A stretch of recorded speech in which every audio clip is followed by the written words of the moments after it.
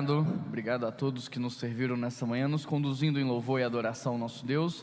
É uma alegria muito grande poder, de fato, separar o primeiro dia da semana, os primeiros horários de um domingo como esse, para louvar e adorar o nosso Deus e receber dele uma palavra de instrução, não só para a nossa semana, mas uma palavra de instrução para as nossas vidas, para os nossos dias. Quero convidar você a abrir a sua Bíblia comigo em Efésios, capítulo 4, verso 17.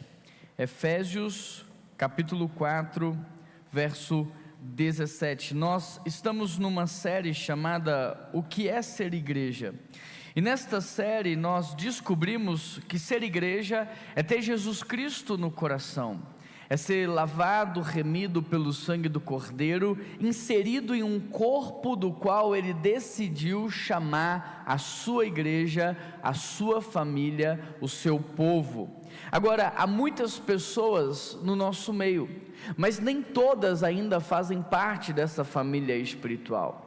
Há muitas pessoas participando de cultos cristãos neste mesmo horário em diversos lugares, mas nem todas essas pessoas elas podem dizer que fazem parte de uma família espiritual. E olhando para essa realidade, eu comecei a orar e a perguntar a Deus por quê? Por que que tantas pessoas dizem acreditar em Deus? Por que que tantas pessoas dizem que Jesus é o Senhor da vida delas?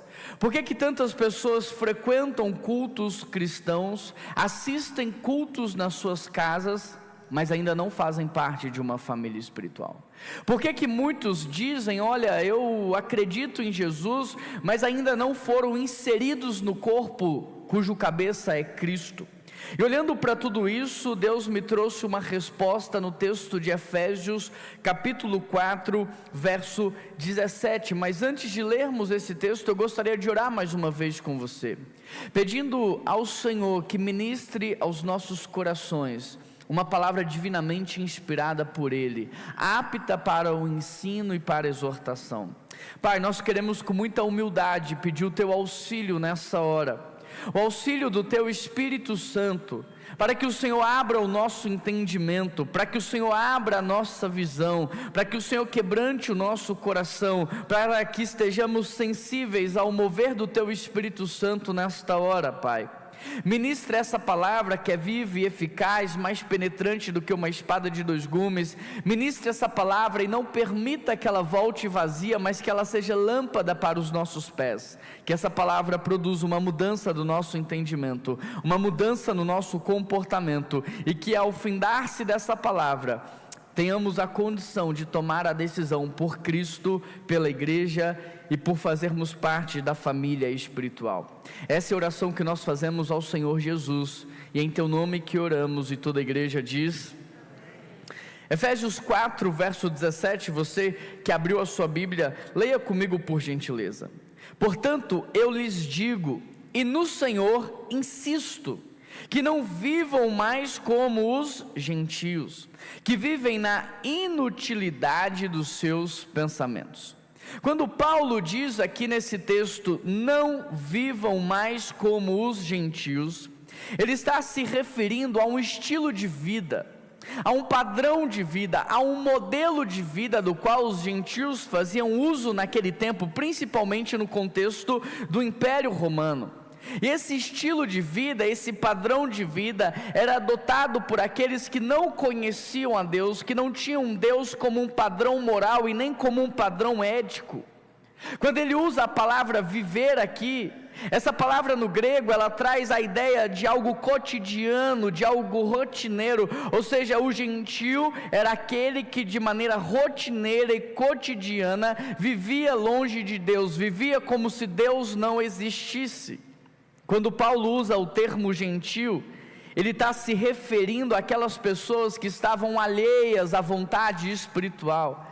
Elas viviam como se não houvesse uma direção, como se não houvesse uma vontade de Deus. Elas viviam de acordo com os seus padrões morais, elas viviam de acordo com os seus desejos. E por último aqui nesse versículo ele vai falar sobre a inutilidade dos pensamentos, que no grego é um substantivo dativo singular e traz a ideia de um vazio. A inutilidade dos pensamentos, ela refere-se a alguém que ela é vazia por dentro. Essa pessoa não carrega significado, essa pessoa não tem pertencimento, essa pessoa está vivendo uma vida vazia, ela está correndo atrás do vento, ela está buscando coisas em vão, e quando ela chegar ao final da sua vida, ela vai olhar para trás com um sentimento de prejuízo, com um sentimento de desperdício. O contexto aqui então do texto é Paulo falando para a igreja de Éfeso. O contexto do texto é Paulo falando para os crentes, que conheciam a Deus, que diziam ter Jesus no coração, mas estavam vivendo de acordo com as suas próprias vontades e desejos, e não submissos à vontade do Criador. O contexto do texto é Paulo falando para a igreja, dizendo: olha, vocês são cristãos, vocês têm Jesus no coração, mas me parece que vocês estão vivendo como se Ele não existisse. Você não pode viver como gentio, essa é a palavra do apóstolo Paulo.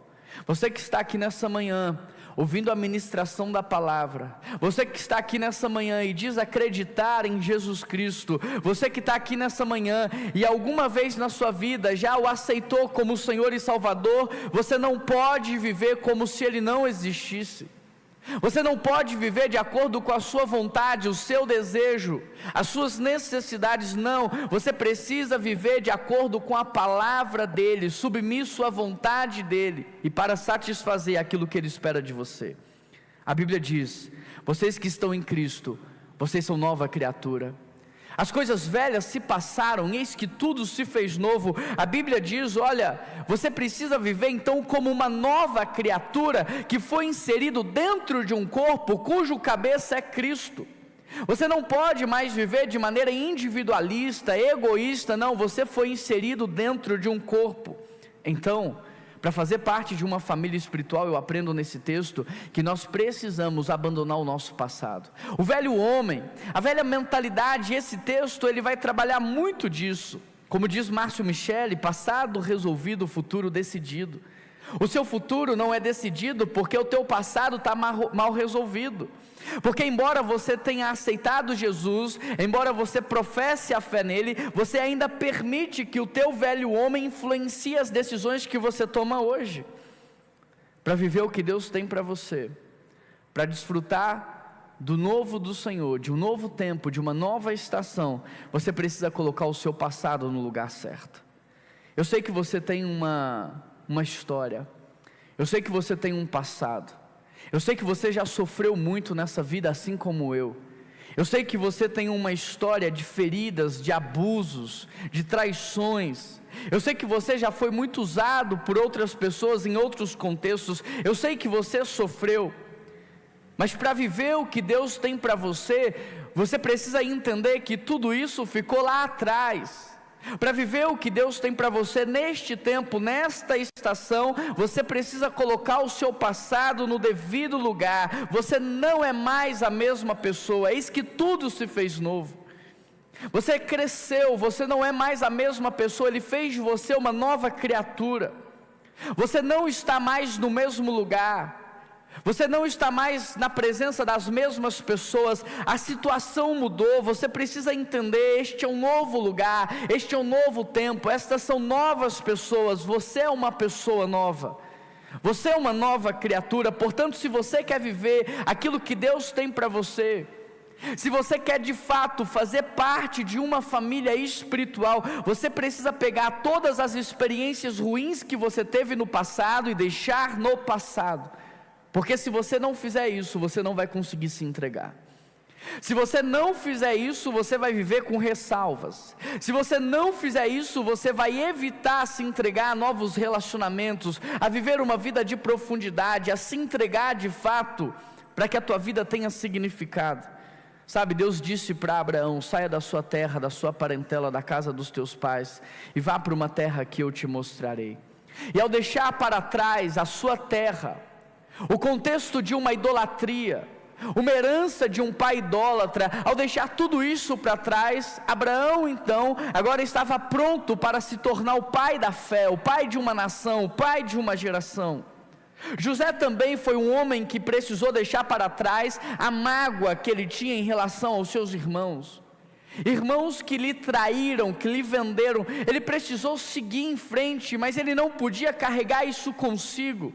E ao deixar para trás essa mágoa, ele estava pronto, ele estava liberado para crescer, para prosperar, para mudar a história do Egito e inclusive salvar a vida da sua família biológica. Ruth era moabita. Quando seu marido morreu, ela deixou Moabe para trás, a sua história, a sua herança. Ela decidiu seguir a sua sogra, e ela vai então para Israel, servir o Deus de Israel, e quando ela faz isso, ela conhece um homem chamado Boaz, e a partir da história conjugal com este homem, essa mulher então agora faz parte da linhagem do próprio Cristo. Pedro também, um homem que estava ali pescando, e Jesus o chama para deixar a pesca de lado e adotar um novo padrão de vida, e ao deixar para trás a pescaria, ele se torna um grande pescador de vidas. Eu poderia falar também do apóstolo Paulo, um perseguidor da igreja, um perseguidor dos cristãos, que quando tem um encontro com Cristo, é chamado a deixar essa vida para trás, é chamado a deixar esse legado de destruição, é chamado a deixar as memórias ruins de perseguição aos crentes, tudo isso para trás, e agora seguir como um grande plantador de igrejas. Querido, eu sei que você tem um passado, assim como eu também tenho um passado. Eu sei que você já sofreu muito nessa vida, assim como eu também já sofri muito nessa vida. Eu sei que você já foi traído, eu sei que já magoaram você, eu sei que já frustraram você. Mas se nós não conseguirmos deixar o passado no passado, nós não viveremos o presente, nós não desfrutaremos de um futuro. Você não é mais a mesma pessoa, eis que tudo se fez novo. Jesus fez de você uma nova criatura, Ele te colocou em um novo lugar, com novas pessoas, em uma nova situação, e nessa manhã Ele convida você a deixar o seu passado no seu devido lugar, para que você possa fazer parte então da família espiritual. Eu quero dar continuidade no texto. O verso 18 diz assim: eles estão obscurecidos no seu entendimento. Olha o que o apóstolo Paulo está dizendo: não vivam mais como os gentios, na inutilidade dos pensamentos. E por que eles estavam vivendo assim? Porque o entendimento deles havia sido obscurecido, porque agora eles estavam vivendo na ignorância, com o coração endurecido, tendo perdido, verso 19, a sensibilidade, eles se entregam à depravação, à impureza. Verso 20, Paulo diz: todavia não foi isso que vocês aprenderam, não foi isso que Jesus ensinou com a vida dele para vocês. Verso 21, vocês ouviram, vocês foram ensinados com a verdade que está em Jesus. Paulo começa o texto exortando então os crentes de Éfeso a abandonar o comportamento e a mentalidade do passado. A construção que Paulo faz é: não basta você deixar o passado no seu devido lugar, se você não mudar a sua mente, você vai continuar vivendo as mesmas coisas. Não basta você deixar as lembranças do passado, aquele homem que estava no passado precisa mudar, porque senão você vai reconstruir essa história de novo. Quanto mais você tiver medo da traição, mais traído você será. Quanto mais você tentar evitar a decepção, mais decepcionado você será. Se você não mudar o seu entendimento, o seu padrão mental, você vai reconstruir a mesma história. Ele chama essa mentalidade antiga do velho homem de inutilidade dos pensamentos, fazendo uma referência aos gentios que tinham um pensar fútil, mas não é um pensar desprovido de conhecimento técnico, não é um pensar desprovido de teoria, não é sobre isso que o apóstolo Paulo está falando. É um pensar sem direcionamento espiritual, é um pensar focado na vida presente, ou mesmo num futuro vazio. Querido, isso aqui é muito sério. O que Paulo está dizendo é que tem muito crente vivendo assim, e não é de hoje. Tem muito cristão vivendo na inutilidade dos pensamentos. Você para conversar com ele e você percebe o quão vazio ele está. Você olha para a vida dele e você vê uma pessoa que está correndo em cima de uma esteira. Ele está cansado, ele está esgotado, mas ele não sai do lugar. É uma pessoa que está correndo atrás do vento. Ela luta, mas ela não conquista nada de valor. É alguém que quando olha para trás tem a sensação de que desperdiçou o seu tempo, os seus melhores anos, o seu tempo da juventude, a sua força. Isso é inutilidade dos pensamentos. Agora no verso 18 Paulo diz que os gentios viviam sim, porque eles estavam obscurecidos no entendimento, sem a luz de Cristo. Mas Paulo diz, olha, vocês que são cristãos, vocês que aceitaram Jesus como Senhor e Salvador, vocês têm o Espírito Santo dentro de vocês. O autor e consumador da vida agora habita dentro de vocês. Vocês não podem dizer que estão na cegueira, vocês não podem dizer que estão caminhando na escuridão, porque o próprio Deus decidiu fazer de vocês a sua morada eterna. Portanto, vocês não podem viver assim. Vocês não podem voltar para este caminho, vocês não podem adotar esse padrão de vida. Qual padrão de vida? O padrão do vazio, o padrão da falta de significado, o padrão do correr atrás do vento. Deixa eu te falar como era a mente do gentio no contexto do Império Romano. Eles eram completamente individualistas. Um gentio naquele tempo não pensava no cônjuge, não pensava nos filhos, só pensava nele.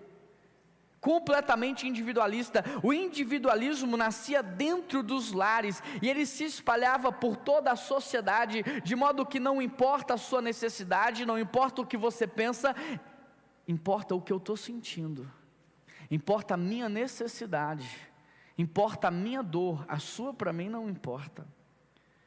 Além do individualismo, a mente do gentio era completamente hedonista, completamente focada no prazer, no lazer e no descanso. Ele se movia pela estabilidade da vida, ele se movia para que ele pudesse ter mais descanso, mais lazer, mais prazer. Os gentios também, eles eram materialistas. Naquele tempo do Império Romano, a cultura era acumular, guardar, completamente materialistas, e isso sem falar na mentalidade do status social.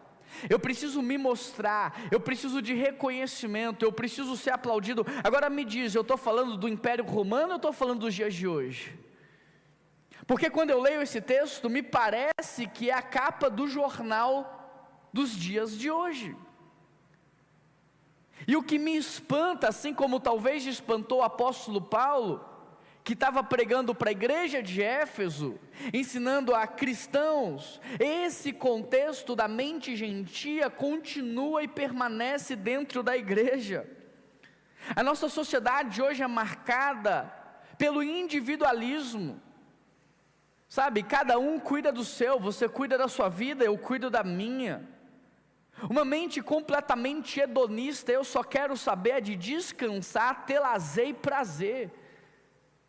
Não me liga para te ajudar, eu não quero te ajudar. Não me liga para servir, eu não quero servir. Eu não quero doar o meu tempo. Sabe o que eu preciso num sábado, o dia todo? De descanso. Sabe o que eu preciso fazer o domingo o dia inteiro? Descansar. Uma mente hedonista. Uma mente completamente voltada pelo status social. Nós queremos curtidas, likes, sermos reconhecidos publicamente. Uma mente materialista. Eu preciso cada vez ter um carro melhor, uma casa melhor, acumular dinheiro, acumular recurso. E nesse sentido a mentalidade de muitos crentes está atrasada. Mas não atrasada no contexto da sociedade, atrasada no contexto do reino de Deus. A mente de muitos cristãos está atrasada, desatualizada, mas não no contexto social. Para o contexto social, a nossa mente está atualizada, nós vivemos de acordo com o padrão deste mundo, mas no contexto do reino de Deus, a nossa mente está completamente desatualizada. É por isso que Paulo diz a carta aos Filipenses, à igreja de Filipos, no capítulo 2, tenham em vós a mesma frônesis, a mesma maneira de pensar, sentir e agir que houve em Cristo Jesus. Vocês precisam atualizar a mente de vocês para que vocês possam fazer parte de uma família espiritual, porque a mentalidade do reino é completamente diferente da mentalidade desse mundo. É por isso que o apóstolo Paulo diz o que lá em Romanos? Porque não vos acostumeis com este mundo, mas transformai-vos pela renovação da vossa mente. Presta atenção aqui. Precisamos deixar para trás a velha mentalidade. Isso significa reaprender a pensar. Quando Jesus Cristo entra em nós, mais do que salvar a nossa alma, Ele quer mudar o nosso entendimento. Ele quer te ajudar a aprender a pensar de novo. Porque antes de Cristo você pensava só em você. A partir de Cristo você é inserido no corpo. Você não pode pensar só em você, você precisa pensar na saúde do corpo.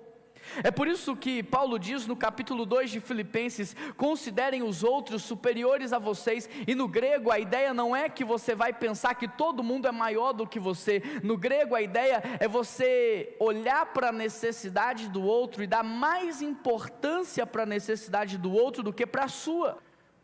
Ao contrário do que nós fazemos hoje. Você vai conversar com uma pessoa e você diz assim: eu estou com dor de cabeça. Aí a pessoa fala assim: não, mas a minha dor de cabeça é maior do que a sua. A minha dor de cabeça é tão grande que ela nasce aqui atrás da orelha, ela perfura todo o meu cérebro, ela vai até os olhos, parece que são duas facas assim entrando nos meus olhos. E aí depois ela desce perfurando, ela entra em cada dente, aí vai doendo cada dente, você fala: meu Deus do céu.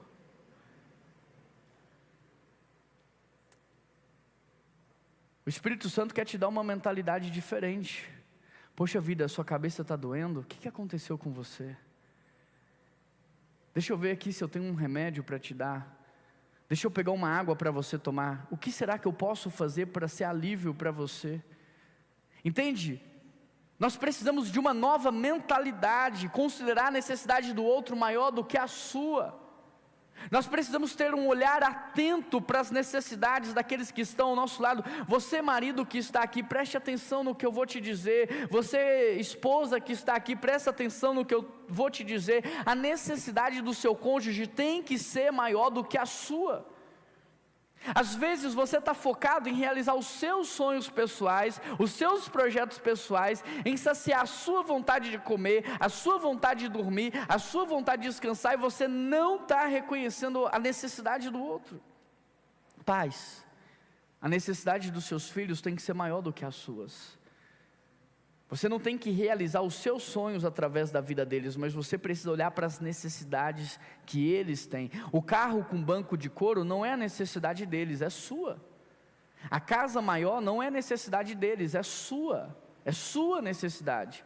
Qual é a necessidade do seu filho? Qual é a necessidade da sua filha? É muito mais simples. Precisamos olhar ao nosso redor e pensar: o que essas pessoas aqui estão precisando? O que o meu irmão em Cristo está precisando? O que o meu líder de célula está precisando? O que o meu pastor está precisando? Como é que eu posso ser auxílio? Essa é a mente de Cristo. Por isso a nossa mente está desatualizada. E é por isso que nós precisamos de uma renovação de mente. Jesus andava por aí procurando formas de fazer o bem. Na sociedade moderna nós somos ensinados a pensar só em nós. O famoso cada um por si, mas quando nós aceitamos a Cristo, somos inseridos no corpo, e Ele nos coloca dentro de uma igreja. Essa vida em Cristo, ela nos obriga a pensarmos diferente. Para que você possa entender, imagine uma mulher feminista, que só pensava no seu prazer, na sua carreira, que não queria depender de homem na vida, que não queria casar, não queria ter filhos, não queria constituir uma família, e essa mulher se apaixona por um homem, e ela se apaixona de maneira tão apaixonada, que ela não consegue ver a sua vida mais sem aquela pessoa.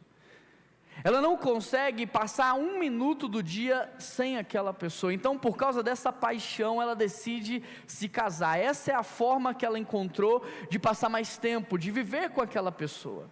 Então ela decide se casar, só que para ela casar, ela tem que deixar para trás o velho entendimento, o entendimento obscuro da vida. Ela precisa abandonar aquilo que para ela no passado era uma verdade. Ela precisa entender que aquilo é uma inutilidade de pensamento, porque senão ela não vai conseguir casar, ela não vai conseguir manter um casamento, ela não vai conseguir sustentar uma família.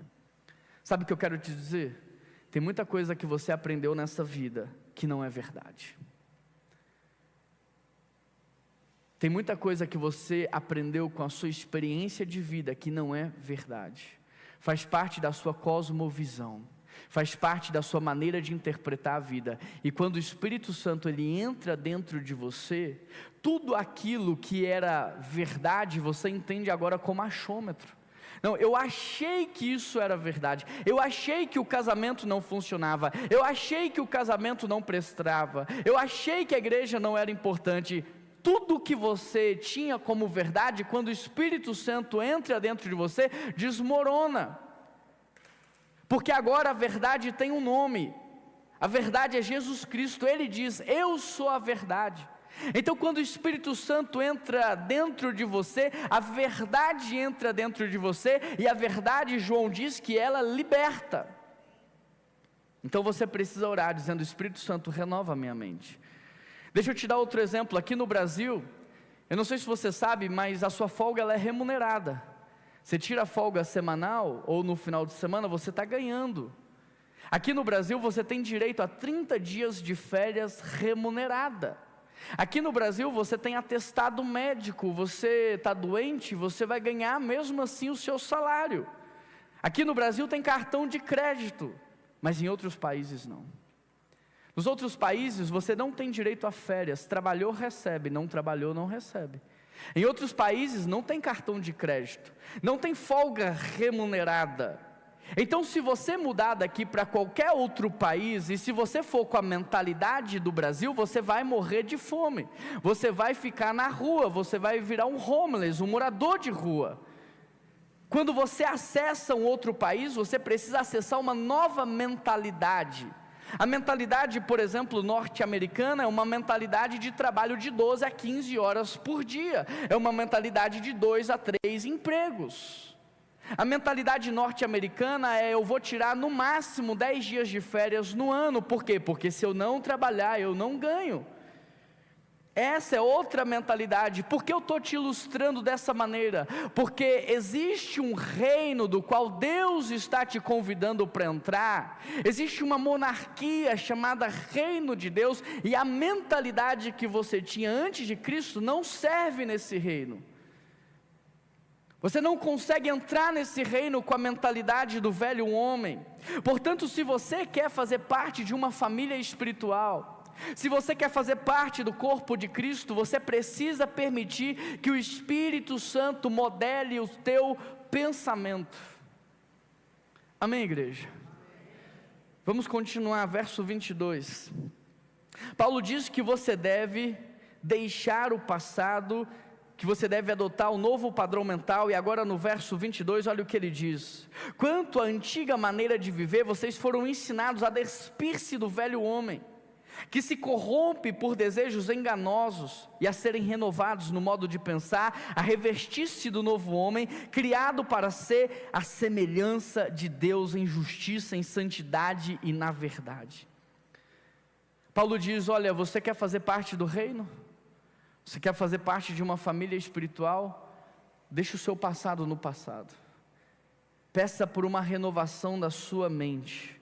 E agora ele vai falar o seguinte: que nós precisamos mudar o nosso comportamento. Interessante, porque padrão de pensamento modela comportamento, e comportamento gera habitação espiritual. Por isso começa no pensamento e depois vai para o comportamento. Em outras palavras, se você conseguir deixar o passado no passado, se você renovar sua mente através do Espírito Santo, então você vai experimentar de um novo modelo de vida. Agora, se você não abandona o seu passado e você deixa o velho homem intervir no seu presente, se você vem para o seu presente, para o reino de Deus, para a família espiritual, com a mentalidade do gentio, egoísta, hedonista, materialista, voltada para o prazer, você vai ter o que? Desejos enganosos. Por isso Paulo diz lá em Filipenses 2, verso 3, não façam nada por ambição egoísta ou vaidade, mais do que acreditar em Cristo. Você precisa deixar o Espírito Santo entrar dentro de você, renovar a sua mente, mudar o seu comportamento, acreditar em Cristo. Até o diabo acredita, dizer que Ele é o Senhor, dizer que Ele é Deus, até o diabo diz. Conhecer as Escrituras, o inimigo conhece de capa a capa. Qual é a diferença do inimigo e você? Senão a transformação que o Espírito Santo pode gerar, porque ele não foi transformado pelo Espírito. Ele não teve a mente renovada, ele não teve uma mudança de comportamento. Agora, se você também não, apesar de anos e anos dentro da igreja, então tem algo de errado com a sua fé. Não dá para dizer que somos cristãos e continuar vivendo da mesma forma. Não dá. Não dá para falar que você faz parte de uma família espiritual e continuar vivendo da mesma forma. Eu quero destacar algumas palavras aqui no verso 22 a 24, e a primeira dela é despir-se do velho homem, que sugere uma ação decisiva. O verbo traz uma ação incisiva de abandonar algo. O auristo aqui indica uma ação única, completa e realizada. Ou seja, despir-se não é algo que eu vou fazendo ao longo da minha vida. Despir-se é um ato único. Eu abandonei o velho homem. Eu já tirei essa roupa. Eu não estou mais vestido com a roupa do velho homem. Ser renovado sugere aqui, por causa do verbo no grego, uma ação contínua e uma ação progressiva. Quando eu tiro a roupa velha, o Espírito Santo é como se ele fosse me lavar. Quando eu tiro a roupa suja, o Espírito Santo vem me purificando, e essa ação ela é contínua. Já revestir-se do novo homem, que está aí no texto, implica a adoção de uma nova identidade. Então, uma vez que eu tirei a roupa do velho homem, uma roupa imunda, uma roupa velha, uma roupa suja, uma vez que o Espírito Santo está me limpando, agora eu vou vestir uma vestimenta nova, que é a minha nova identidade em Cristo, que é um novo padrão de vida. Em outras palavras, você não pode tirar uma peça de cada vez. Você precisa tirar a roupa toda, deixar o velho homem para trás. Você não pode ir desapegando dele aos poucos, tem que ser uma ação completa. Você precisa deixar o Espírito Santo purificar você, e você precisa vestir uma roupa nova. Em resumo, para fazermos parte da família de Deus, nós precisamos deixar para trás tudo que nos atrapalha. Eu quero ilustrar para que você possa entender. Imagine uma família cujo um dos membros é a pessoa do contra. Toda família tem a pessoa do contra. Se todo mundo é da direita, ele faz questão de no almoço de domingo usar a camisa do PT, só para causar discórdia. Não tem problema ele ser, mas ele quer causar discórdia. Se todo mundo é cristão, ele usa uma camisa anticristã, porque ele quer causar discórdia, ele quer causar confusão, ele é do contra. Se todo mundo, tem um time do futebol, ele é o único que vai ser do outro time, porque ele quer causar a discórdia, ele quer trazer provocação. E esses exemplos que eu estou dando, eles parecem exagerados, mas isso é muito real. Talvez não nas mesmas proporções ou dimensões que eu usei aqui, talvez em níveis menores, mas eles têm comportamentos que vão contra a unidade, comportamentos que vão contra a união. Se todo mundo está jejuando, ele diz: eu já jejuei semana passada. Se todo mundo diz: vamos nessa direção, ele diz: não, eu vou naquela porque aquela é melhor. Ele é do contra. Ele quer causar, ele quer provocar, ele quer chamar a atenção, ele quer promover intriga, ele quer quebrar a comunhão. Não dá para você fazer parte de uma família espiritual com esse comportamento. Paulo diz: tende em vós a mesma maneira de pensar, sentir e agir que houve em Cristo Jesus. E eu te pergunto, esse comportamento é um comportamento que espelha Cristo? Essa atitude é uma atitude que espelha Cristo? É isso que ele faria se ele estivesse no seu lugar? Então você precisa mudar o seu comportamento. E nesse sentido, há muitas coisas que atrapalham a nossa comunhão. Há muitas brincadeiras que ferem, que machucam, que destroem a identidade. Há muitas falas que matam a pessoa, há muitas atitudes que magoam. Por isso Paulo diz aí, olha, nós somos criados à sua semelhança, em justiça, em santidade e em verdade. Paulo diz que nós somos criados semelhantes a Deus. Por isso eu devo pensar como Ele pensa, sentir como Ele sente, falar como Ele fala, agir como Ele age. Para ser família espiritual é necessário deixar para trás o comportamento antigo. Verso 25, acompanhe comigo aí na sua Bíblia. Portanto, cada um de vocês deve abandonar a mentira e falar a verdade, pois todos somos membros de um só corpo. Queridos, quantas mentiras hoje não fazem parte dos nossos lares? Quantas e quantas mentiras nós não contamos para manter uma suposta harmonia? Quantas e quantas mentiras nós contamos para não gerar algum tipo de desconforto?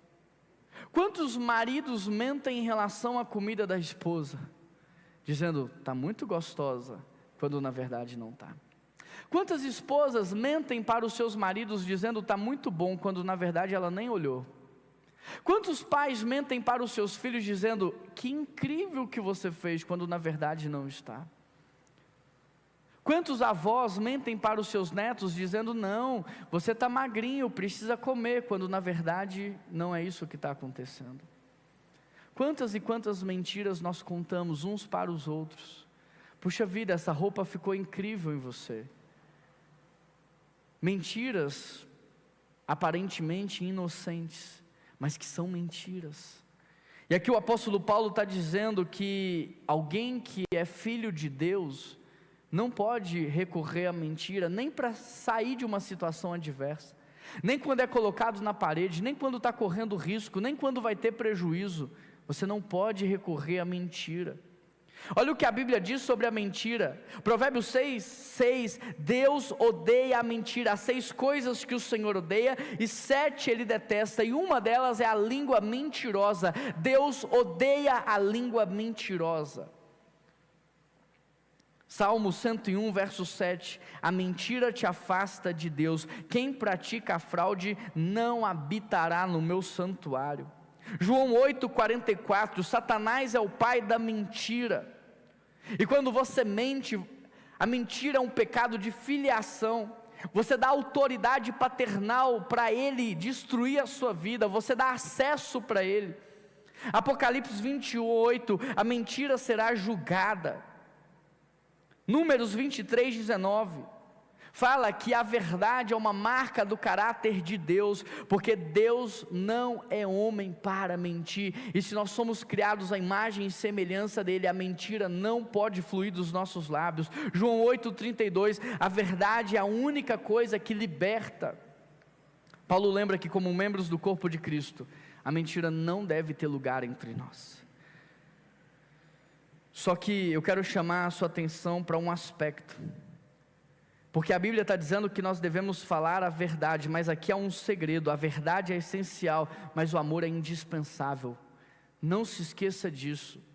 Falar a verdade não é uma autorização para você ser grosso, estúpido, arrogante. Falar a verdade não é uma autorização para você ferir as pessoas, magoar as pessoas, chatear as pessoas. Não. A verdade é essencial, mas o amor é indispensável. Contudo, seguimos a verdade em amor, Efésios 4,15. Pratiquemos a verdade em amor. Quando você fala a verdade com amor, por mais dura que a verdade possa ser, quando você a diz com amor, a pessoa que está ouvindo, ela entende que é uma expressão de cuidado. Ela entende que você está falando aquilo não é para esmagá-la, não é para humilhá-la, mas é para ajudá-la, quando você usa o amor. A regra de ouro é: verdade mais amor vai gerar crescimento. Verdade sem amor gera distanciamento. Verdade sem amor afasta as pessoas. A verdade precisa ser dita em amor. Versículo 26. Quando vocês ficarem irados, não pequem. Apaziguem a ira antes que o sol se ponha e não deem lugar ao diabo. O que furtava, não furte, antes trabalhe fazendo algo útil. Eu quero destacar aqui algumas palavras. Paulo diz, quando vocês ficarem irados, não pequem. Ele está desassociando a ira do pecado, mas há uma condicional no texto. Ele vai dizer que é normal e que não é pecado a ira ser uma reação natural. Mas essa ira precisa ser controlada para que ela não se transforme em pecado. Paulo diz, apaziguem a sua ira antes que o sol se ponha. A menção do sol aqui coloca um limite de tempo para a ira. A partir desse limite de tempo, quando você extrapola esse limite de tempo, você está dando lugar ao diabo. E o limite de tempo para você apaziguar a ira não é quando ela acaba, não é quando você acha que deve apaziguar, é antes que o sol se ponha. É o limite que Deus estabeleceu. Indica que o crente pode até sentir-se irado, mas ele deve colocar fim nessa ira antes do sol se pôr. Paulo diz, não deem lugar ao diabo. Não deem é uma conjunção que liga o versículo anterior a uma nova ideia proposta pelo apóstolo Paulo. E ele diz o seguinte, que ficar irado por muito tempo é dar lugar ao diabo. E dar lugar ao diabo no grego não é um lugar físico. Dar lugar ao diabo nas línguas originais é dar para ele a oportunidade de destruir a sua vida. É dar para ele uma vantagem competitiva sobre você. É dar para ele a ferramenta certa e o momento certo para ele acabar com você. Por isso, para ser parte de uma família espiritual, para fazer parte do corpo de Cristo, você precisa ser alguém que sabe dominar os seus sentimentos. Você precisa ser alguém que sabe dominar aquilo que você pensa. Você precisa ser alguém que não permite que o sentimento vire uma ação. Você precisa controlar a ira. Versículo 29. Nenhuma palavra torpe saia da boca de vocês. Interessante porque ele vai usar a palavra torpe após falar da ira. Mas apenas o que for útil para edificar os outros. Nenhuma palavra torpe significa linguagem destrutiva. Você não pode usar nenhuma palavra que destrua a imagem do seu próximo. Você não pode usar nenhuma palavra que retire do seu próximo o seu valor. Você não pode usar nenhuma palavra que diminua o outro na sua existência. É muito mais abrangente e complexo do que apenas um palavrão. Porque às vezes você não fala um palavrão, mas você usa uma palavra que diminui o outro. Interessante porque nenhuma palavra torpe, aí depois o apóstolo Paulo vai usar mas apenas, ou seja, no português uma partícula negativa, que vai introduzir uma exceção a essa regra. O que o apóstolo Paulo vai dizer é, a única coisa que o cristão pode falar a única coisa que ele pode abrir a sua boca para expressar e aí ele vai falar no verso 29, o que for útil para edificar os outros. Enquanto você não é cristão, você pode falar o que você quiser, mas o apóstolo Paulo está dizendo que quando você é inserido no corpo, e quando você entra para uma família espiritual, agora existe uma regra para o seu falar. Você só pode falar uma coisa, aquilo que é útil para edificar os outros. O que você vai falar é útil? Não, guarda para você. O que você vai falar edifica? Não, guarda para você. O que você vai falar vai abençoar alguém? Não, guarda para você. Você só está liberado para falar aquilo que é útil. Tudo que não é útil é considerado uma palavra torpe. Tudo que não edifica não é só palavrão. Tudo que não edifica é considerado uma palavra torpe. E Paulo diz, conforme a necessidade, para que Deus conceda graça. Quando falamos o que é útil, quando falamos o que edifica, Deus concede graça, e aquilo que é dito é carregado de unção, para transformar aquele que agora ouve as suas palavras. O seu marido pode até não ser o melhor marido desse mundo, mas começa a falar para ele aquilo que a Bíblia diz a respeito do que ele deve ser. Começa a edificar ele com a palavra de Deus. Então Deus concede graça, e aquele que ouve é transformado pela palavra que transforma. Olha para tua esposa, ela pode até não ser aquilo que Deus quer que ela seja, mas fale o que a edifica, e Deus concede graça, e aquilo é carregado de autoridade e de unção para transformar aquele que escuta. Deixa eu te dar exemplos de pessoas que falam que não edifica. Por exemplo, a fofoca. A fofoca quebra relacionamentos, destrói pessoas. E a fofoca hoje em dia, ela é maquiada de desabafo. Só aceite alguém desabafar com você, se essa pessoa estiver disposta a tratar o assunto do desabafo. Tudo bem, você vai falar comigo? Mas assim que nós terminarmos, nós vamos procurar a pessoa que você está falando, e nós três vamos sentar juntos. E na nossa caminhada e no nosso aprendizado, você não vai dizer mais para ela assim: olha, eu vou te dar um tempo para você procurar a pessoa, porque ela não procura. Você vai dizer: terminando aqui, eu vou procurar essa pessoa, eu vou marcar, e nós três vamos conversar juntos. Porque não há exceção para fofoca. Outro exemplo, críticas destrutivas. Aquelas pessoas que não têm uma aliança com você, aquelas pessoas que não têm um compromisso com você, aquelas pessoas que não estão compromissadas a te fazer crescer.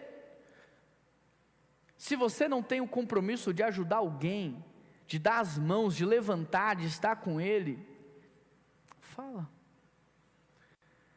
A sua crítica só é bem-vinda se ela for carregada de amor, se ela for carregada de uma mão que levanta, de um braço que carrega, de uma mão que financia. Se você não está disposto a carregar essa pessoa, a levantar essa pessoa, a andar com essa pessoa, a financiar essa pessoa, não fala.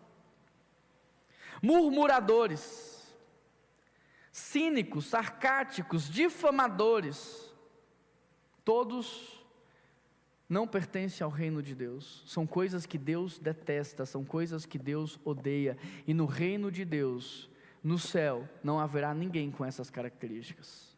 Agora, a Bíblia, por sua vez, também nos mostra sobre os encorajadores.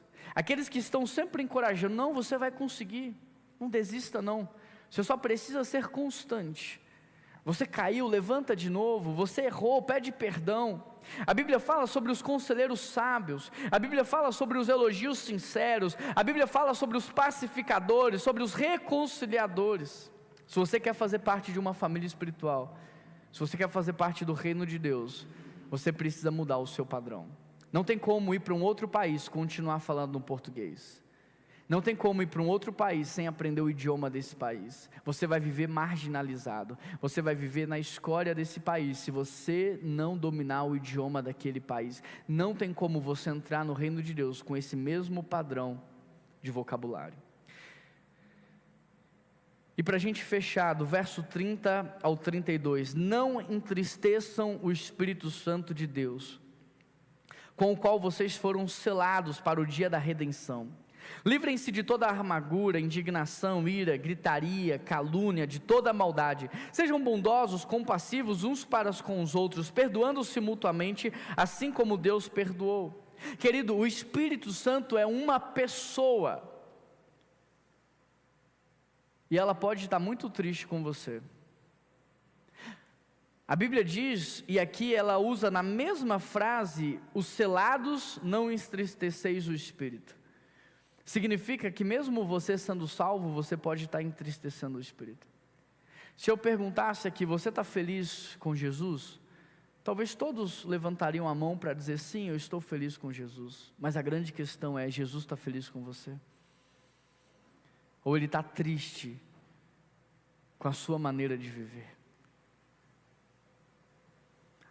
Às vezes eu, como pastor, eu fico triste com alguma postura de um membro, com uma fala de um membro, com o comportamento de um membro.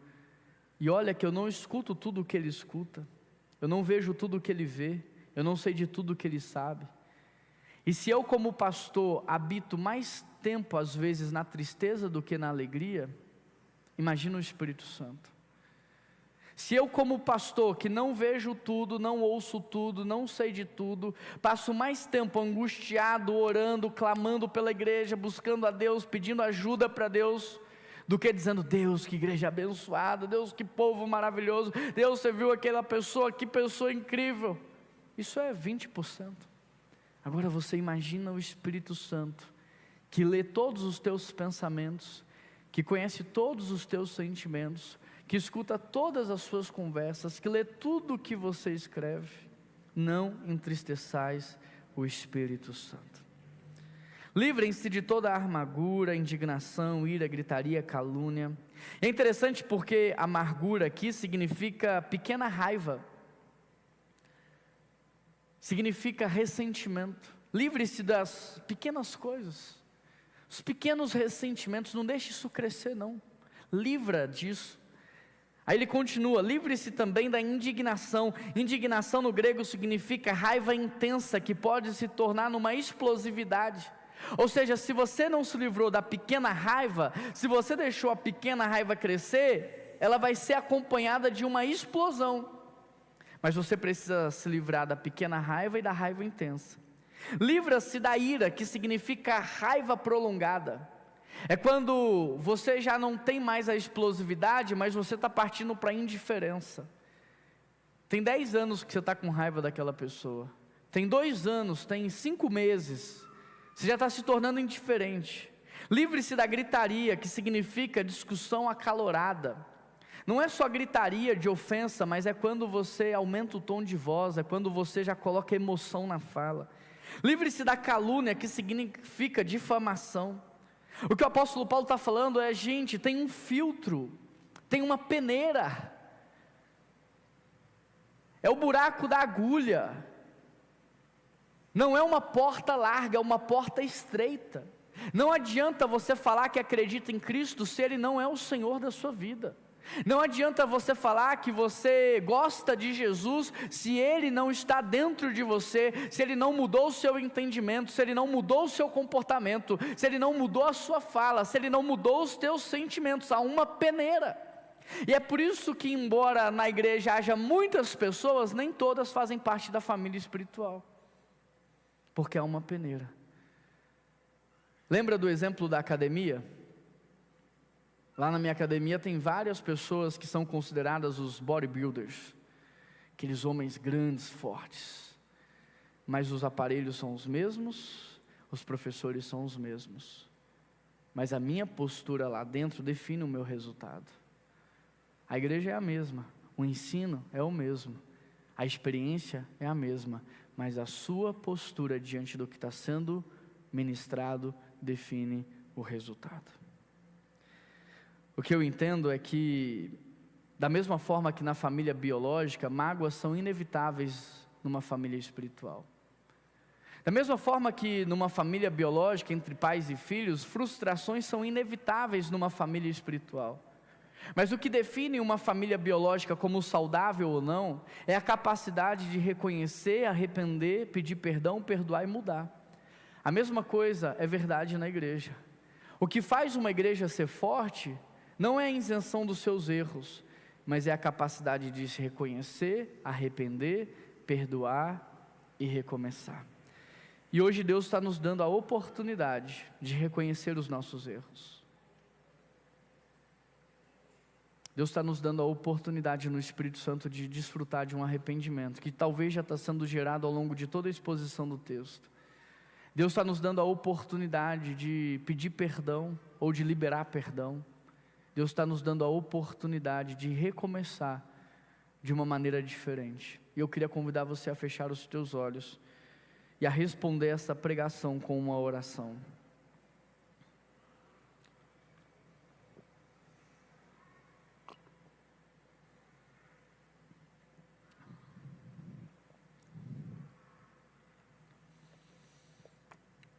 Às vezes você está aqui há tanto tempo, mas ainda não se sente parte do corpo.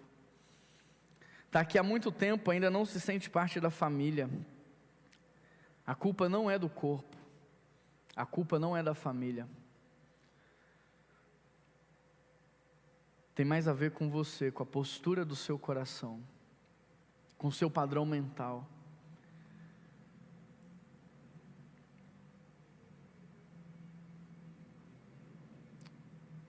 Por que que tanta gente se sente em família e você não? Por que que tanta gente se sente parte do corpo e você não?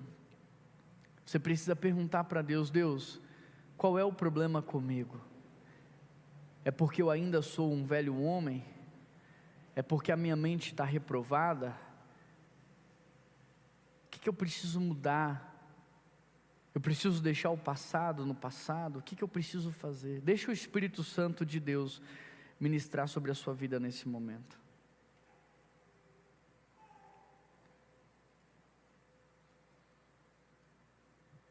Deus, eu quero pedir ao Senhor o teu auxílio nessa hora. Espírito Santo, nos ajuda. Paulo diz que os gentios estavam obscurecidos no entendimento.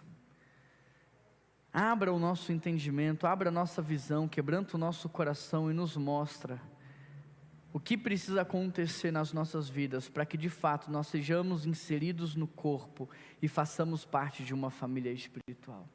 Não nos deixe sair daqui, Deus, da mesma forma. Eu peço ao Senhor que através do Teu Espírito Santo produza o verdadeiro e genuíno arrependimento nos nossos corações, que o Teu Espírito Santo nos mostre o que precisamos mudar, que o Teu Espírito Santo nos lave, nos purifique, nos santifique, e que o Teu Espírito Santo produza em nós nessa manhã uma nova mentalidade, um novo padrão de comportamento, um novo padrão de fala, um novo padrão de sentimento, e que em nome de Jesus haja na primeira igreja batista de Belo Horizonte a mesma frônesis que houve em Cristo Jesus, o mesmo modo de pensar, o mesmo modo de sentir, o mesmo modo de agir, e que Teu nome seja sempre, para todos sempre glorificado. Pai, faz de nós uma família espiritual, sela as nossas relações e faz de nós uma família espiritual. Essa é a oração que nós fazemos, em nome de Jesus que nós oramos, e toda a igreja diz...